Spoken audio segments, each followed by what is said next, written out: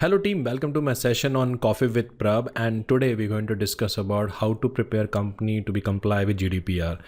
Preparing and comply for GDPR is always a challenge, and that is why this video is here. And again, the hard work behind this video is 1 year.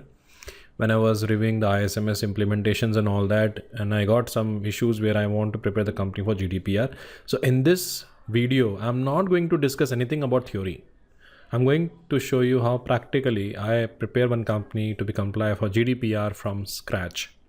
It is the first kind of a video which is available on YouTube. I'm sure we can say that which prepare you how to comply organization for GDPR. My name is Prab Nair. For more information, you can check my LinkedIn profile. If you're new to the channel, do subscribe to my YouTube channel and click on the bell icon to make sure you should not miss my future videos on a similar topic. So without wasting a time, let's start with the first part. Thank you.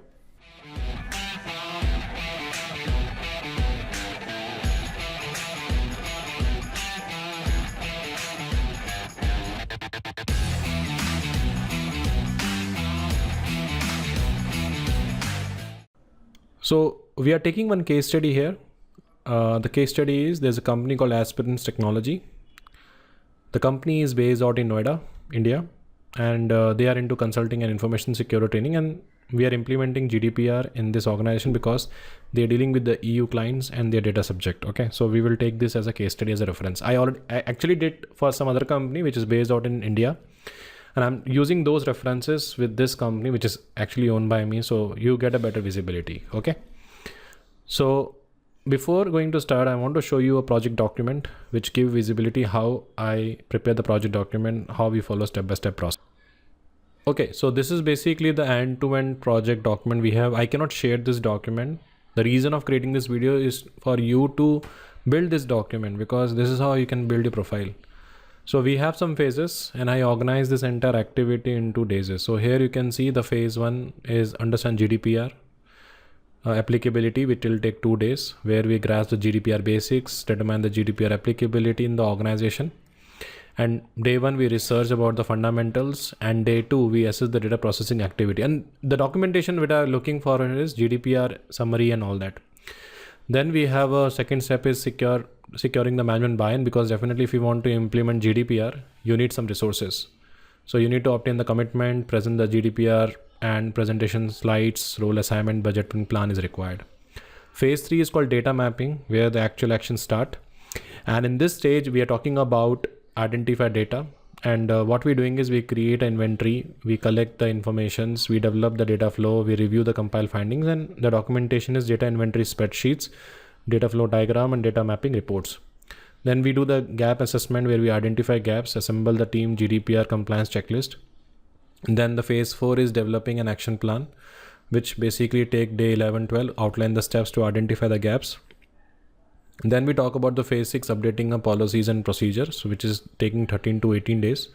So it means 5 days it will take, develop and implement GDPR policies, because when you're building any kind of a program in the organization, we need a policy. So we draft the policies, update the privacy notice, and we finalize the policy. Then we have a training, and then we talk about review and third party relationship. If you're dealing with third party, your data is moving to third party. And then we have an enhancing technical measure. Then we establish the procedures. Then we establish data breach response plan, and we document the record keeping and establish the continuous compliance and preparing for certification. There's no certification because it's just like an external assessment we are doing for the validation purpose. So total in 40 days, how to prepare company to GDPR. This is the task list we are following. And I'm going to discuss each and every step in detail now. Okay, so phase 1 is called as understanding GDPR applicability. I'm assuming you already know about GDPR on high level, and then only this video will be helpful, because I'm not going to cover again a theory thing about GDPR principles and all that. Okay, so on day 1, we have to grasp the basics of GDPR. That's a very important, which is relevant to Aspirant Technologies. And activity, what we have to do is we need to research about GDPR fundamental. Like GDPR is the EU law that governs the protection of personal data and privacy of EU citizen. See, we have a very simple logic is, if I'm doing a business in any country, I need to respect the law of the land. Same like if you want to start bank in India, you need to comply with RBI. So if any external international bank is coming to India, they need to be compliant with RBI. Okay, so law is basically something which is top authority for any country, and regulation is basically introduced to control the specific industry. Okay, so it's very important. You should know law and associate regulation. Now, this is basically my GDPR. This is my EU region. So we have a bank here, and a bank is doing a business, or company is doing a business in EU. So there is a data subject, which is you as a customer or as a citizen come to the bank, and you basically provide your necessary documents. Bank is basically store the document in the cloud. So bank is the data controller and cloud is the data processor.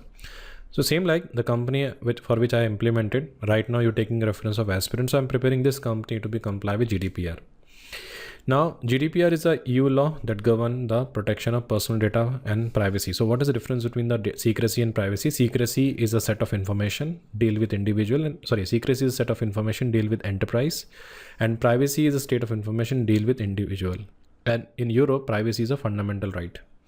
Now, when I say, okay, I'm complying with GDPR, GDPR has some principles like whatever the data we collecting, it should be lawfulness. It means we should have a policies, we should have a notice why we collecting data. We should give complete transparency how we're going to use the data. We are collecting data for webinar purpose, so we should only use for webinar. We're only collecting email address for webinar, so that is called data minimization. Accuracy is there. When data is not in use, we should destroy. And whatever the data we have maintained, we maintain the integrity, confidentiality, and final principle is accountability. So when I'm preparing any company for GDPR, we have to comply with these principles.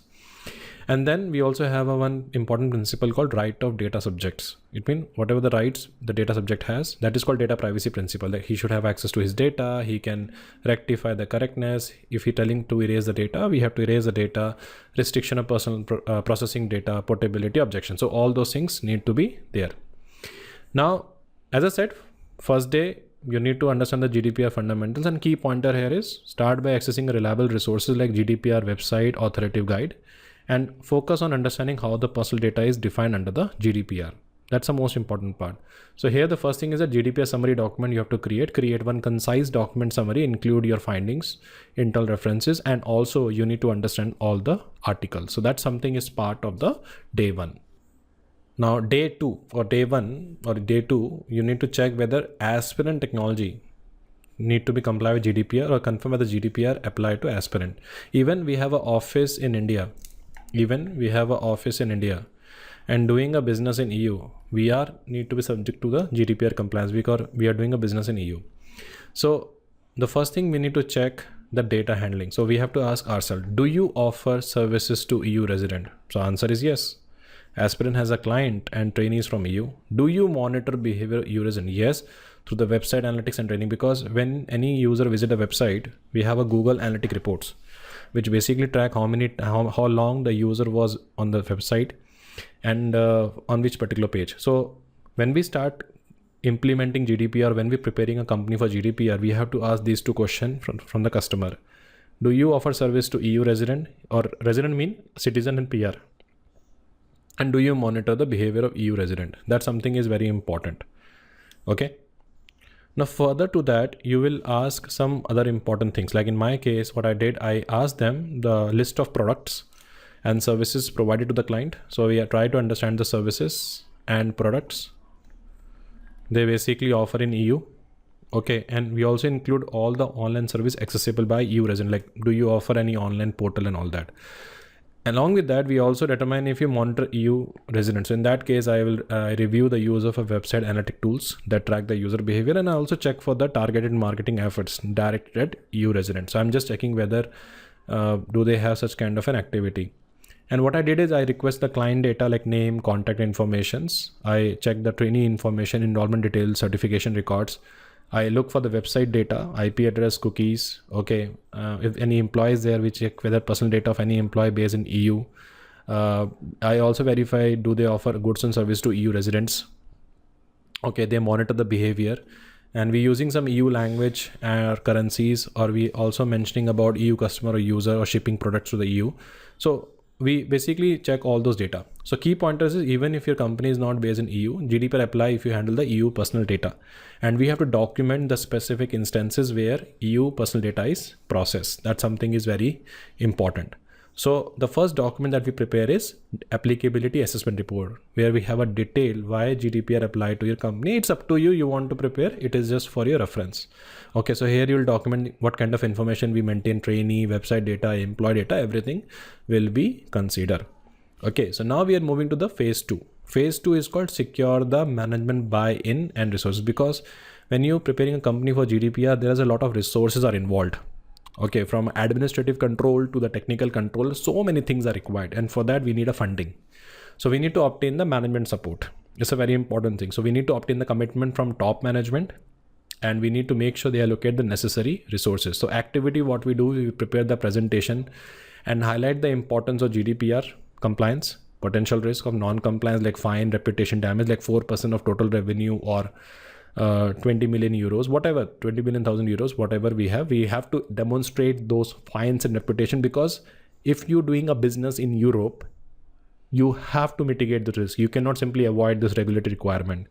And you also need to explain about, by preparing a company for GDPR, how you build the trust, how you compete in the market, what is the advantage you will get. And also need to allocate, because we need to hire a DPO, we need to hire other consultants. So we need to demonstrate the need of personal, budget and time. That's the most important part. Key pointers from my point of view is, when you're presenting any kind of a PPT and all that, use the real world examples of GDPR breaches, take Google references, and propose the forming a dedicated GDPR compliance team, because it is not done by any security. They need a dedicated compliance team, where we need a DPO or compliance officer who can prepare the company for GDPR. So your management presentation slides and your record decisions and the sign of approval are the important criteria for obtaining the management support. Now, once we get a commitment from the customer, once we get the commitment from the management, the next thing what we have to do is we need to appoint the DPO. Okay, so we are in a step 4. Now it's time to appoint DPO. Now I have seen a lot of blogs, lot of articles around. People always get confused about, do we need to appoint DPO? Now, first of all, there is an article, according to Article 37 of the GDPR, appointment DPO is mandatory for the organization that there's a criteria. The first is it mandatory? If the large scale processing of a special category data occur, DPO is required. For aspirants, may not need a formal DPO, but should be assigned a qualified individual or team. I will explain you what is this talking about here. See, when we're talking about 37 of the GDPR, the appointment of DPO is mandatory for the organization that has a public authority or body. So all public authority body except for court acting in the judicial custody or judicial capacity. Okay. Let's say example, there's an organization, okay, whose core activity involved regular and systematic monitoring of data subjects on a large scale, and large scale processing of a special category data like health data, racial, ethnic origin, political, opinion, or data relating to the criminal convictions and offenses. There is a mandatory appointment of DPO. Now, does aspirant, which is a client, is engaged in regular systematic monitoring large scale? Because in our case, our core activity is the consulting services. We offer expert advice to the client. We provide training. We provide program to individual organizations. We don't hold such kind of a things. We have some kind of a data processing activity, like we collect data on user interaction, like page view, or we monitor the IP addresses. Okay, and when you're talking about regular and systematic monitoring, it occurs continuously or at a recurring interval, depending upon the business.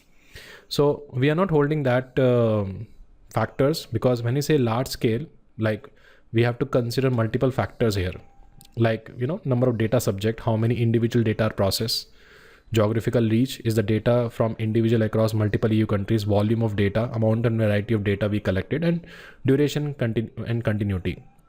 So we have to ask ourselves, if aspirant technology process data from significant number of EU residents, monitor their behavior extensively, it may be considered large scale. However, if the number is relatively small and monitoring is minimal or incremental, it may not meet the criteria. So that's why we don't need right now DPO as a mandatory role. Now, does aspirant process special category data? As I said, racial, political opinion, religious, genetic data, biometric data? No. We likely have a limited to the standard personal data, like name, contact details maximum, unlike to process special category unless specifically required for certain training program. So if aspirant does not process a special category of data or does not only on a small scale, this criteria may not be applied. So this is how we need to define the things. Then we appoint someone with the knowledge in data protection law. And we also need a support team like IT team, HR team, legal, operation personnel who can directly or indirectly involved in this particular process. So choose someone with authority and expertise. That's the most important part, and ensure they have access to the top management for reporting, because DPO or any freelance consultant should be report as high as possible in the organization.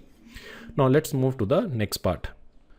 But before that, there's a documentation is that you need to outline the responsibility and reporting structure. That's a most important part we have. Is it clear? So we are now in a phase, phase 3. Now it's time for data mapping and inventory. That's my next primary objective. So now we are talking about the next step is data mapping. Now it's time for an action.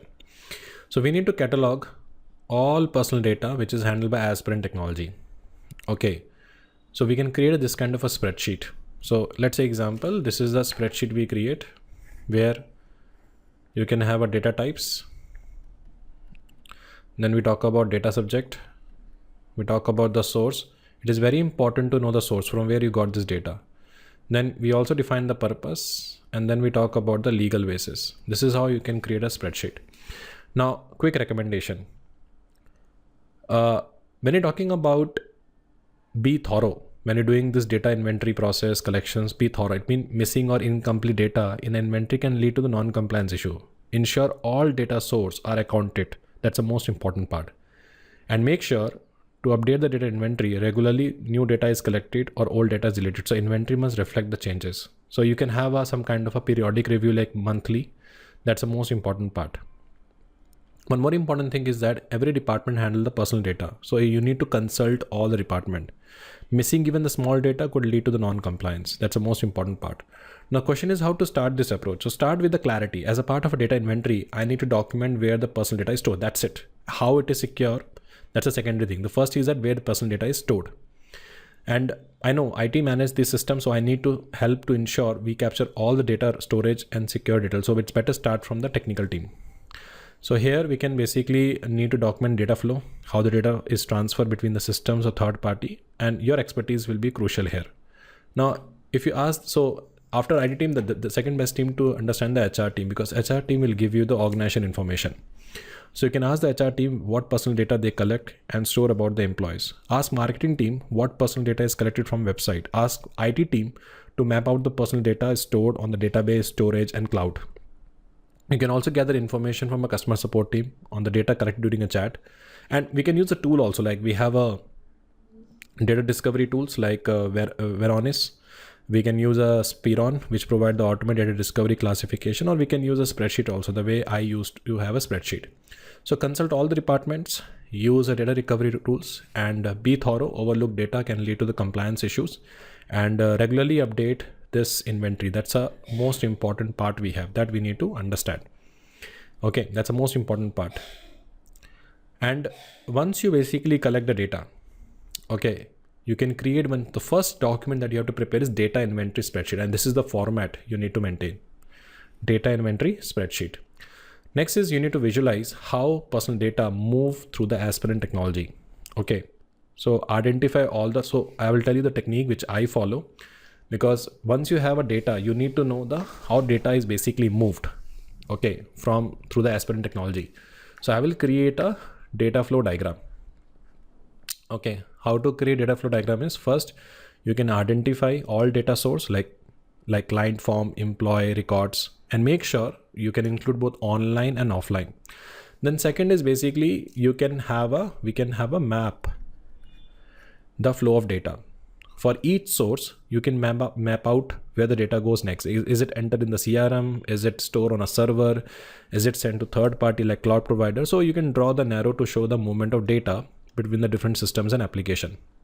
You can also use simple icons like circle, rectangle represent the entities like website, CRM systems. You can also show the flow of data, and you can also indicate data transfer. Like, you have to give special attention to the data when we have a cross-border data transfer, especially transfer outside India to the EU. And this should be clearly marked so we can able to trigger. So we can use our softwares. So here we have an inflow. We can see how data is used internally, how data leaves, and what is the storage we have. So key pointer is identify all systems and application which is involved and pay special attention to the data transfer outside India and all that. That's the most important part. So documentation, what we need is data flow diagram that give the better visibility. Now, whatever the assessment we did, whatever the inventory you did, you have to document the findings because that's a very important part. Okay, documenting finding is a very important thing. So you need to compile all the findings in a formal document, like including your data inventory, data flow diagrams, highlight the key area where the personal data is more at risk. And you can have a double check entries to ensure all data have been captured properly. And the key pointers is here is this document is critical for accountability and future audit team and ensure it's stored securely. So data mapping and inventory report is the first important thing we have to do. Now, I'm not saying you have to start from zero. You have to do some kind of a gap analysis here. Okay, I'm not saying you have to start from zero and implementing all the controls as per the GDPR. So you have to do the gap assessment. So we need to identify gap between the current practice and GDPR requirement. So GDPR, we have a GDPR compliance checklist. So it is a tool that ensure all area GDPR cover in your gap analysis, and it also allow you to systematically review each requirement and also assess whether your organization comply, whether improvements are needed. So by end of the day, if I'm saying I want to comply with GDPR, these are the principles has to be comply. Okay, so I have created one spreadsheet, which I follow when I assess GDPR on a high. So here you can see, do we have a lawful basis for data processing activity compliant? Yes, we have a document data inventory. Are privacy notice clear and accessible? No, need to update privacy notice. Privacy notice is like a privacy policy. Is consent obtained appropriately where required? Partially. Are appropriate security measure in place? Lack of encryption. So by end of the day, we are following the principles, and these are the principles. Fairness and lawful transparency mean, suppose when you visit any website, okay, when you visit any website, they say how the website is going to collect your data, store data. That is called lawfulness.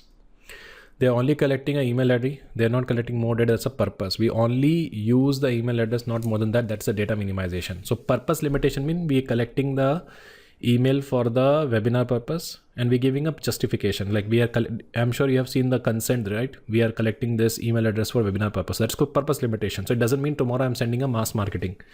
Data minimization, we only collecting an email address. Okay, accuracy is basically whatever we collect, it is accurate or not. And storage limitation is data is not in use, we can destroy. Whatever the data we maintain the top secret security in that, and we are accountable for that. So these are things we have. So I'll take one example how we basically prepare the company for this compliance. So let's example, I want to see whether my companies comply with this principle called lawfulness, fairness, and transparency. So what to check here? So here my check is ensure personal data is processed lawfully, fairly, and transparently. So what to check is, we have to check the first thing is that is there a valid legal basis, like consent has been taken, contract is there, legal obligation has been followed for data processing activity. Second is transparency. Is the individual informed about how the data has been collected, okay, and used, like through the clear privacy notice. The third is called as a fairness. Fairness is like is the data subject treated fairly in terms of how data is processed? For example, is the data only used for its intended purpose? So here we look for the gaps, like no clear legal basis for legal processing certain type of data. Privacy notice was unclear, collecting personal data without informing. So this is the gap assessment we did. So same like you have to do the gap assessment for all the principles. For each and every principle, we have a multiple parameters so that we can use and do the assessment. So by this, we get a visibility where we stand. Even when you're implementing ISMS or when you're implementing any kind of a company to comply for any regulations, we always start with the gap assessment. So here we are assuming is we identify gap between the current practice, like most of the things we need to have when you're preparing a company for any compliances, like data protection policy should be there, privacy notice should be there, consent management should be there, data subject handling should be there, data security measure should be there.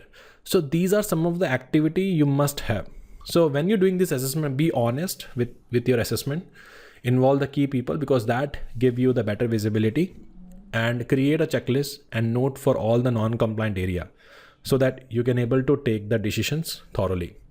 So once you're done with all these things, then you have to summarize the gap. Okay, you need to prepare the gap analysis report. Okay, where you document the specific deficiencies, you evaluate the impact and likelihood of data breach, Okay, then you prioritize, okay, what is a high priority, what is a medium priority, what is a low priority, and then you focus on high risk area first and the low risk area. So here you prepare the gap analysis report, and along with that you prepare the risk matrix report. That's the most important part we have. So let me show you one sample how the risk matrix look like sheet. Okay, so let's say example, while doing a gap assessment, I identify some common compliance issues. Let's say example, I identify this common compliance issues like lack of data breach response plan when I did the gap assessment, and I also discovered inadequate consent management. There's no pre-check boxes, no formal procedure for handling data subject request, and over retention of personal data, and no encryption. These are things I identified. Okay, now I conducted risk assessment. Now here what happened is, what I did the risk assessment is, I'm trying to find the factor. Okay, likelihood of occurrence, how likely is this gap will lead to the data breach. Okay, and if the gap result in a breach, what should be the consequence, like fines, data loss, reputations, and all that. So that's something we will consider. Now when we're talking about the assessment, or when we're talking about the matrix, okay, so let me show you one example here.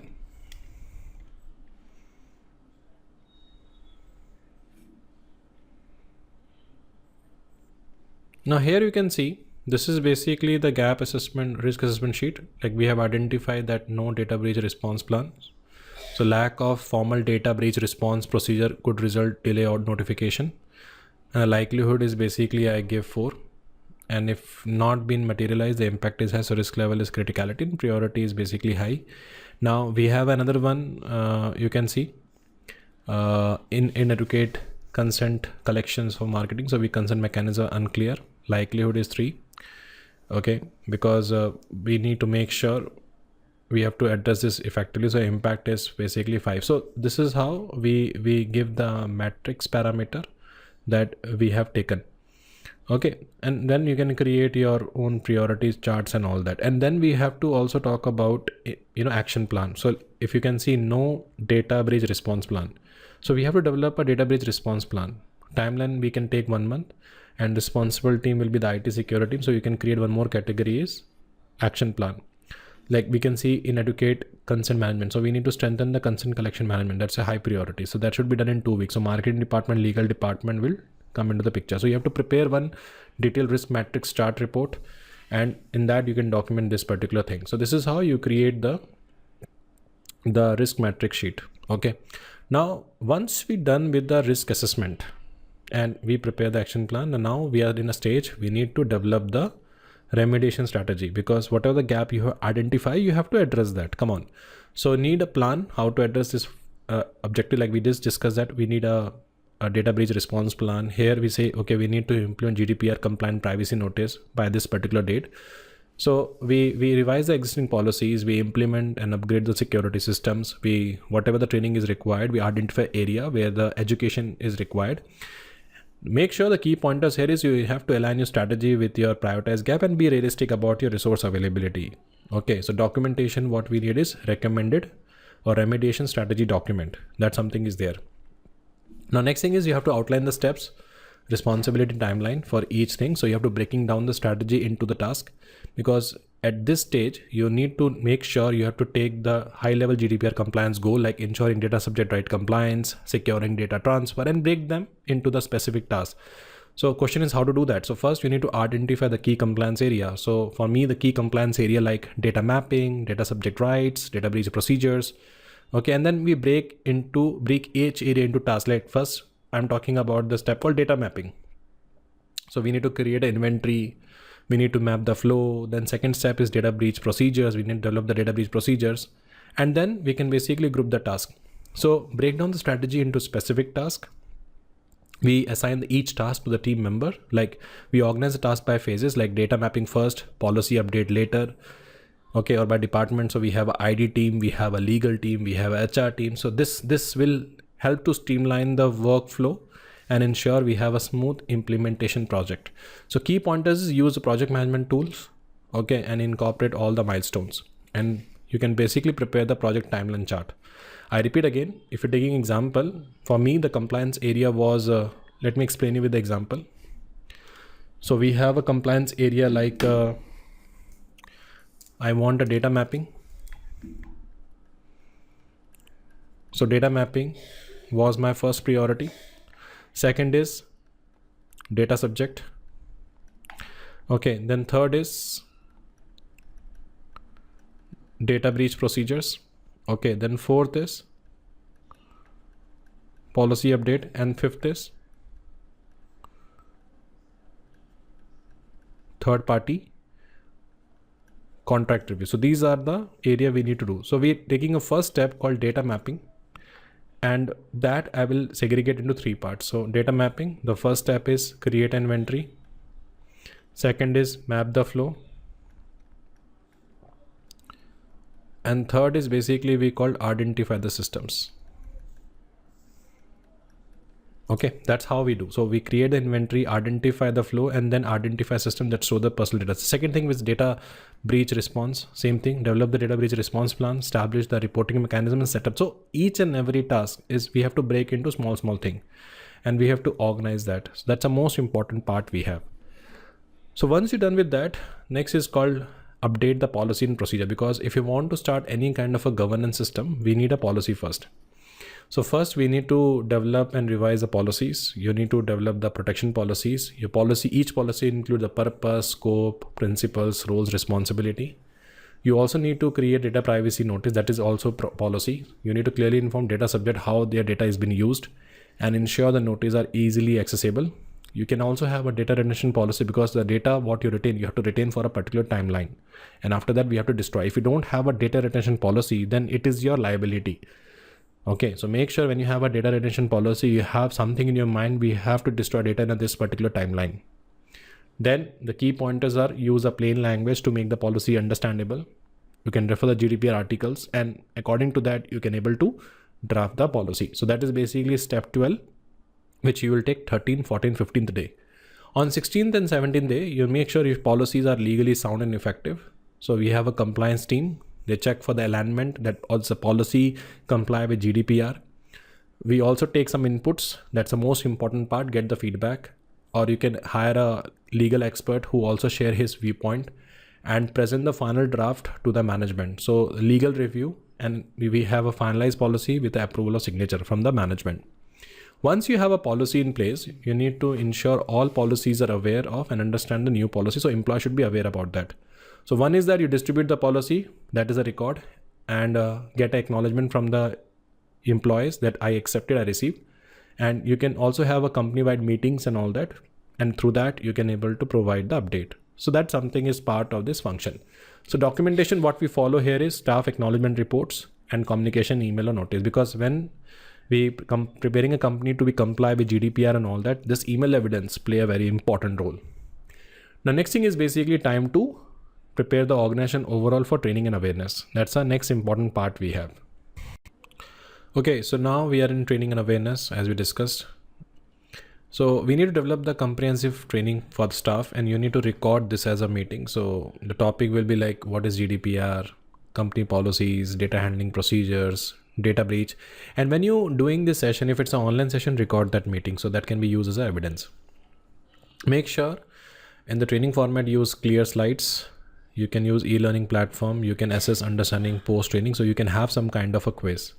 So the pointer is tailor the training to different roles, like IT may need more technical. So management need more high level, business team need more high level. And you can include some real life scenarios to enhance the engagement. And training materials like slides, handouts, e-learning modules you can basically use. So then on the day 21, you educate staff on GDPR. Okay, you have a group session or you can have one-to-one training depending upon the things.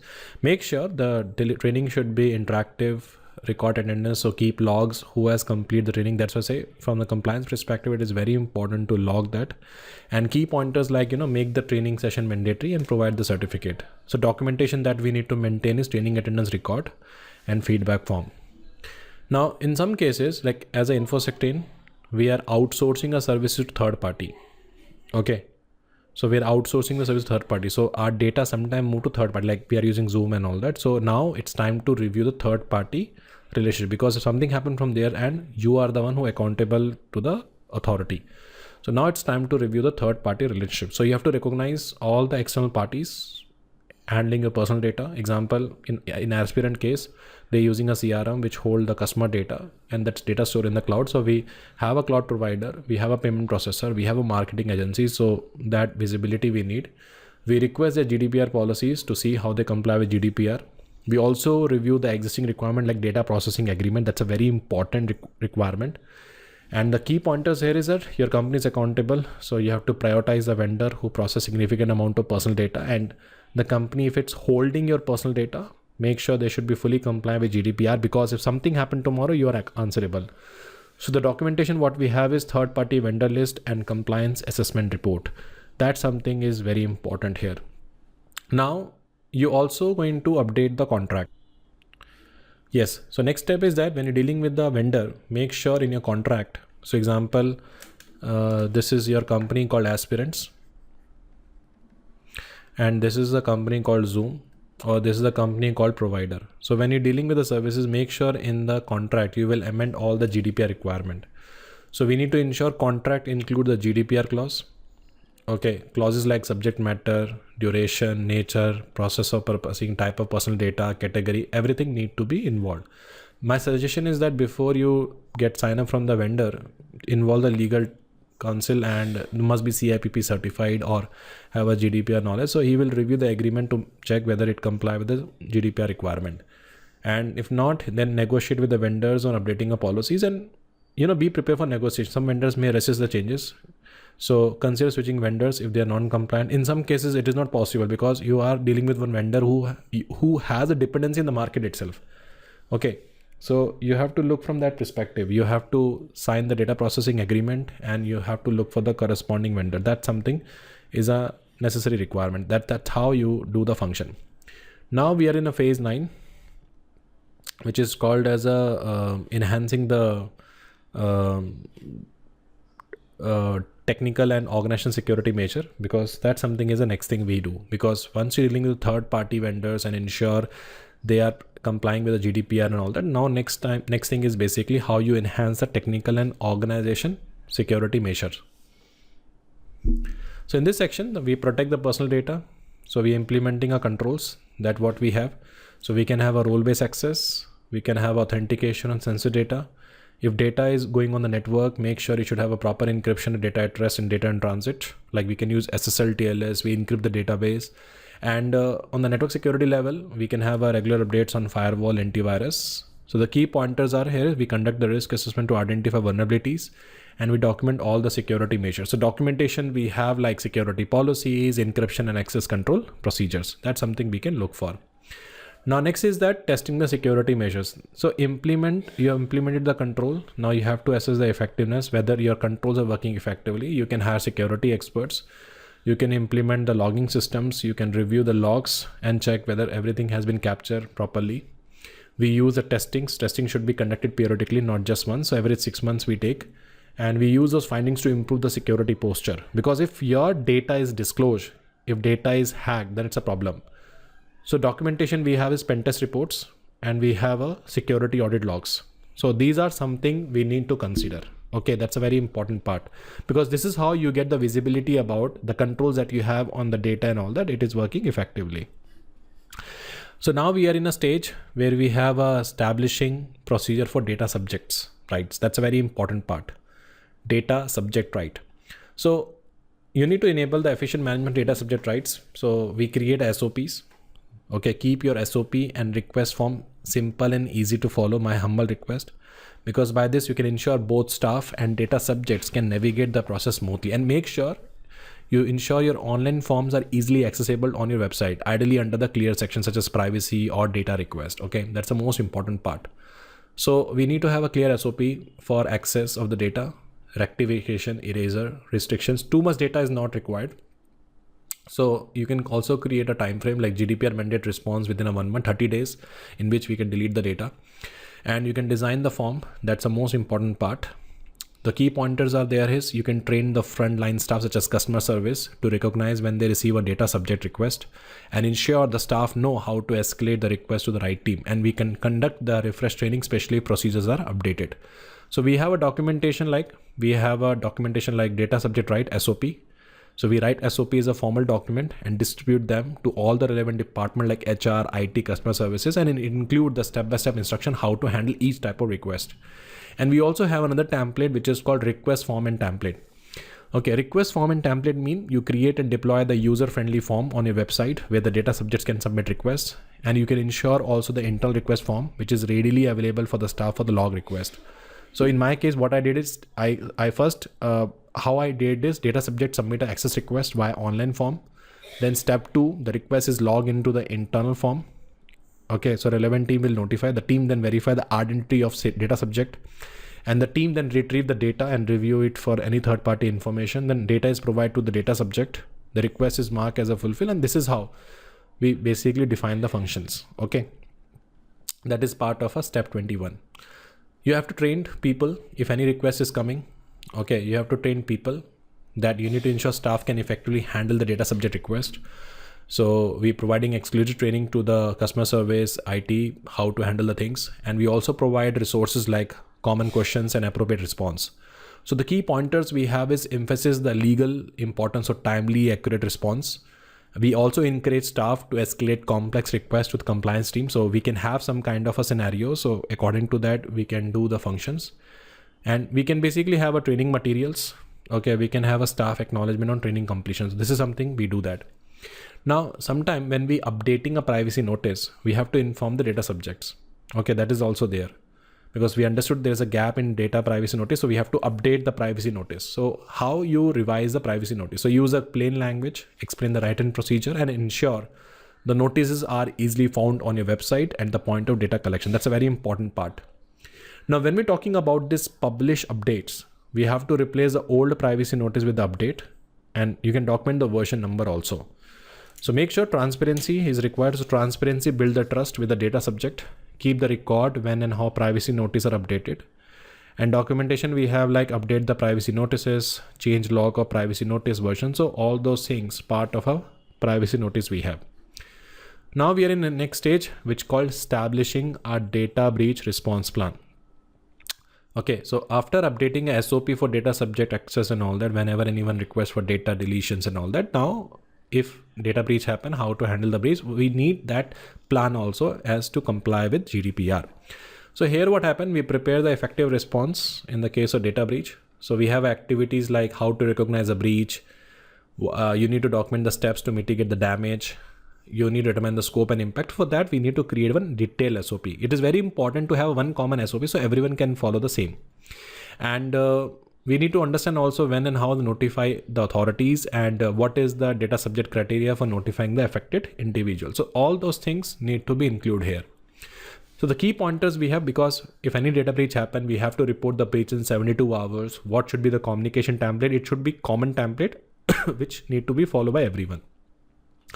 And we creating one document here is data breach response plan document. That is the most important part. So two things are there: how you communicate data breach internally. There should be one standard communication template. And if any incident happen, what is the SOP you are using? That is a procedure we required in this particular stage. For that, we need to also form the incident response team. If you already have a team, you can share the external responsibility to do that. So key department you need to be part of team is IT, legal, compliance, and PR. And we also have a leaders and all that. So ensure everyone know their task and make sure they know their task. That's why we do this drill exercise. We do some cyber drill exercise to check if any security breach happen tomorrow, how you handle this particular breach. That's a part of the requirement. And next is that regularly update the team contact informations, contact the trainings. That something is part of a requirement. And we have some documentation like incident response team roster. And we also have a team training records. So all those things part of the function. Is it clear? That's the most important part we have. Now, next is basically testing the data breach response. See, having a plan is a one thing. Okay, having a plan is a one thing. Having a plan is a one thing, but is it working effectively is a second thing. So validate the effectiveness of data breach response plan is a very important part. So here what we do, we walk through with the breach scenario. We invite everyone like IT team, HR, compliance team, and we give them scenario. Okay, there is a breach. How you handle that? So this is called tabletop exercise. Or one is called as a mock drill we do, which is live drill, and that is only do when we have a tabletop exercise. In tabletop exercise we can verify the plan steps, and live drill we validate whether the plan is working effectively, and post that testing we check what is the gap we have, and according to that we update the plan. So the key pointers we have is testing helps to identify gaps might not be apparent on papers. We document the lesson learned for future references, and we have some documentation like exercise reports and update data breach response plan. That is one thing part of the day 34. Now, once you're done with that, you document and record keeping all the data. It's very important. You need to gather all the GDPR related document for compliance evidence. So activities we have like policies, training records, inventory, contract agreements, all those things, contract agreement with the third party also need to be documented in a one repository. And we need to make sure you ensure all the completeness. So checklist, whatever we have, nothing should be missing, and make sure we should follow the consistency. Verify all the documents are up to date and signed off. So key pointers we need to consider here is proper documentations and store documents secure both physically and logically. So we can have a documentation checklist and we can have a master compliance document repository. That something is part of a requirement. Next is that set up the system like the way we have ISMS, same like we need to set up the record keeping system. It's up to you. You want to store in a cloud, you can use secure cloud storage, or if you want to implement locally, you can have. There should be a proper review, like some document need to be reviewed annually, some document need to review weekly, some document need to review in 6 months. So regularly review that. So schedule should be there. Okay, and we need to assign someone who will responsible for reviewing the policy and update the version details. So key pointers are here is ongoing compliance requirement, and consider using a compliance management software, and we have a record keeping procedure and everything. And next is called establish the continuous compliance preparing for certification. There's no certification. It is just like you preparing the company to be compliant with GDPR so that you can involve the external auditor who come for an audit and do the assessment. So here we verify the audit activities like quarterly or biannual and decide what each audit will cover. So we can use a tool, we can use a KPIs by which you can able to check the effectiveness. That something is part of the function. So key pointer is regularly audits which help to catch issues early, involve the third parties, auditors, and more important, we can have a complete audit plan and monitoring report. So this is how you can able to prepare the company to be comply with any GDPR. So do let me know how do you find this video, because I really put my lot of efforts in preparing this particular document. But before that, we have a quick summary. Let me show you the document again, how you preparing a GDPR. So we have a document here. This is the same thing we discussed. The first step is understand the GDPR applicability. Then we have a phase 2, secure the management buy-in. So obtain the commitment, prepare the compliance and all that. Then we start with the data inventory. How many data need to be comply with GDPR? Then we have a phase 4, conducting gap, where we have a 8 to 9 assemble the team, prepare the gap analysis report, prioritize actions, because once you identify gap, you need to outline the step to address those gaps. So define the roadmap, clear objectives, and then we update the policies, training and awareness. We have to train people. If you have a third party vendor, we need to make sure we have a proper control with third party. Enhance the technical measure, establish the procedures for data subject right. If someone is requesting something along with the data, so we need to create a proper procedure handling requests. We need to train staff on the new procedure and update the privacy policy accordingly. Then if any security breach happen, how to report the breach, how do you handle the breach? And finally, we have a documentation and enhanced continuous monitoring. So this is how we did the entire activity. And this is all from my side. Do let me know how do you find this video in a comment box, and shall I come up with more videos like that, BCMS or other GRC projects which give you great insight, and what is the important thing you learn from this project. So do let me know how do you find this video. And if you're new to the channel, do subscribe to the channel and click on the bell icon to make sure you should not miss the future videos on a similar topic. Good day. Bye.